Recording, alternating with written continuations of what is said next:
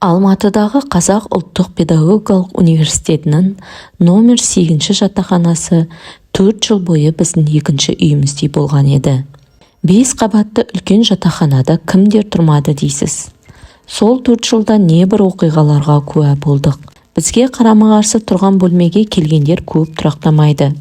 Дереу басқа бөлмеге ауысып жатады. Тағы біреулер келеді, олар да кетуге асығады. Не құпиясын барын көпке дейін біле алмай жүрдік.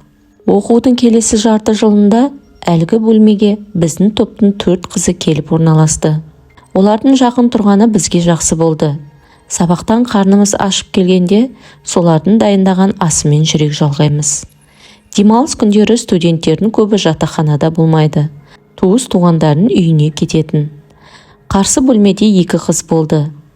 Айым ерте ұйықтап қалды да, Замира біздің бөлмеге келіп, екеуміз теледидардан концерттік бағдарламаны тамашаладық. Сағат тілі 12-ні көрсеткенде ол да кетті бөлмесіне. Кенет ол ізінше қайтып оралды. Тілі күрмеліп, ештеңе айта алмайды. Мен оны төсекке отырғызып, не болғанын сұрадым. Есіктен кіріп барсам, Айым ұйықтап жатыр екен. Аяқ жағында бір кішкене жылбысқа сәби домаландап жатыр. Қорыққаннан жүрегім тоқтап қала жаздады. Аяғымда дәрмен жоқ, етегімнен біреу тартып алғандай болды, дейді. Ол да, мен де үнсіз сілейдік те қалдық. Бөлмеге кіруге тура келді. Ұйқыдағы адам оянса, шошынып жынданып кетуі де мүмкін. Сайтан болса өткір нәрсеге бата алмайтын шығар деген оймен қолымызға пышақ ұстап алып, мысық табандап кірдік. Бөлме іші тым-тырыс. Онда ештеңе көрінбейді. Ұйқысынан оянған Айым бізді көріп баж етті. Немене мені өлтіргелі жатырсыңдар ма? Қолдарындағы пышақтары не? Дейді көрпесіне тығылып.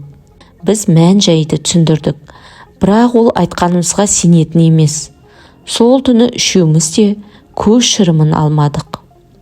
Арада бір ай өткенде қыздардың арасында тағы да үрей болды. Ойда жоқта жарық сөніп қалыпты. Қыздар сол себептен ертерек жатып қалған екен. Түн жарымнан кейін шам жанады. Ұйықтамай жатқан біреуінің көзіне жерде домалап жатқан бір қызыл шақалақ көріне кетеді. Қыздар, деп жан дауысы шыққанда әлгі нәресте демде көзден ғайып болыпты. Бұл жағдай қайталана бергеннен кейін ертесінде жатақхана бастығына айтып, бірінші қабаттағы бөлмелердің біріне ауысты олар. Ондағы шетелдік азаматтар қыздар тұрған бөлмеге келіп жайғасты.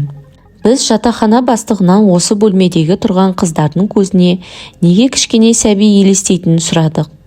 5 жыл бұрын сол бөлмеде адам аузы бармайтын бір оқиға болып еді.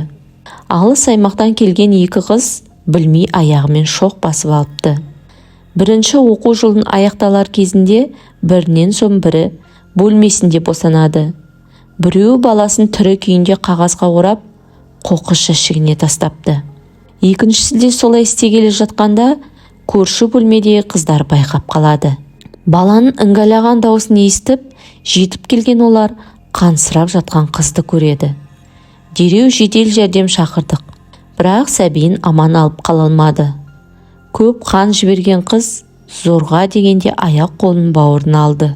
Әке шешесіне естіртпеуді өтінген байғұс қыз оқуын жалғастырмай ауылына бір жолата кетіп тынды. Содан кейін сол бөлмеде тұрған қыздардың көзіне нәресте жиі көрініп тұратын болды. Сұмдық қой бұл, деген еді сонда жатақхана бастығы.